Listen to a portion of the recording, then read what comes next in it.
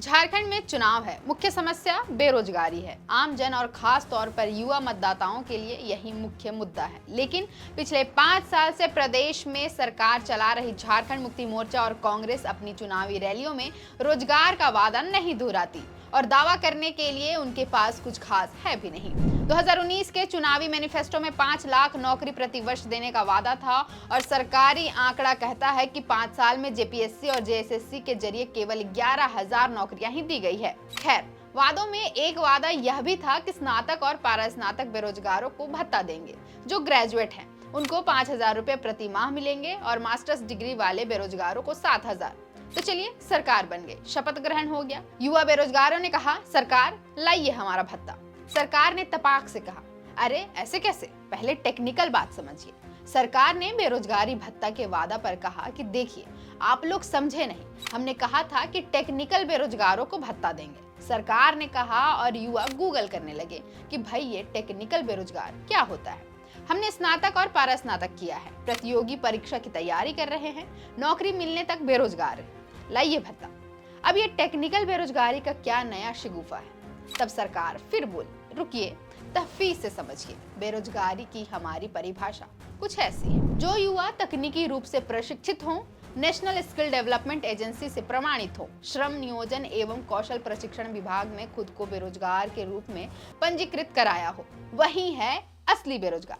बाकी को हम बेरोजगार मानवे नहीं करते। युवा हक्का बक्का रह गया कि ये क्या बात हुई। हालांकि ऐसा भी नहीं है कि हेमंत सोरेन की सरकार ने बेरोजगारी भत्ता देने का प्रयास नहीं किया।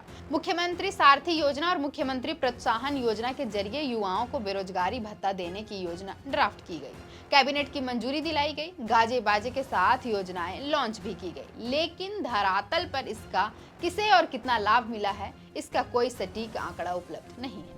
गौरतलब है कि वित्तीय वर्ष 2021-22 में हेमंत सरकार ने तकनीकी रूप से प्रशिक्षित और नेशनल स्किल डेवलपमेंट एजेंसी से प्रमाणित बेरोजगारों को भत्ता देने का फैसला किया। रकम प्रति माह से कम होकर प्रति वर्ष 5,000 पर आ गई।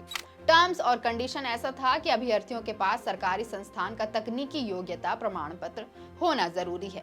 मानो इसका लाभ ऐसे युवाओं को नहीं मिलना था जो जेपीएससी, जेएसएससी या यूपीएससी जैसी प्रतियोगी परीक्षाओं की तैयारी कर रहे हों। सरकार प्रतियोगी परीक्षा की तैयारी कर रहे युवाओं के लिए मुफ्त कोचिंग जैसी योजनाएं लाई थी, लेकिन वह धरातल पर फलीभूत हुआ हो ऐसा नहीं लगता।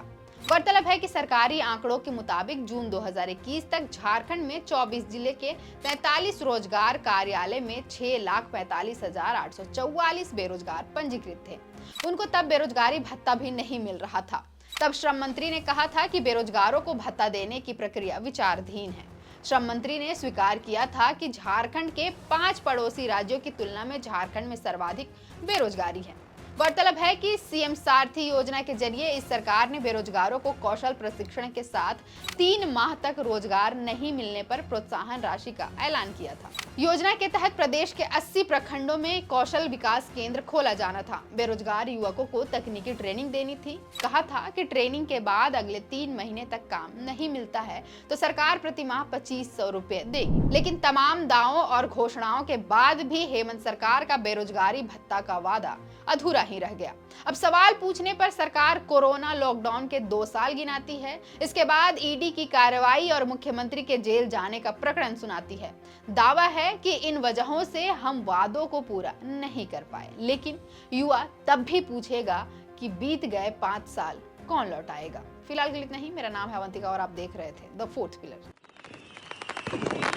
पापा, हमारा घर कितना सुंदर है। क्या हमारा घर हमेशा ऐसा ही सुंदर रहेगा? हाँ बेटा, ये घर हमेशा ही सुंदर और मजबूत रहेगा क्योंकि हमारा घर बना है टफकॉन XT TMT रीबार से। जैसे ये सब फेस्टिवल्स हमारी संस्कृति को मजबूत बनाते हैं, वैसे ही टफकॉन का TMT बार हमारे घर को मजबूत बनाता है। जगमगाते रोशन दियों के साथ आप सभी को दीपावली की हार्दिक शुभकामनाएं।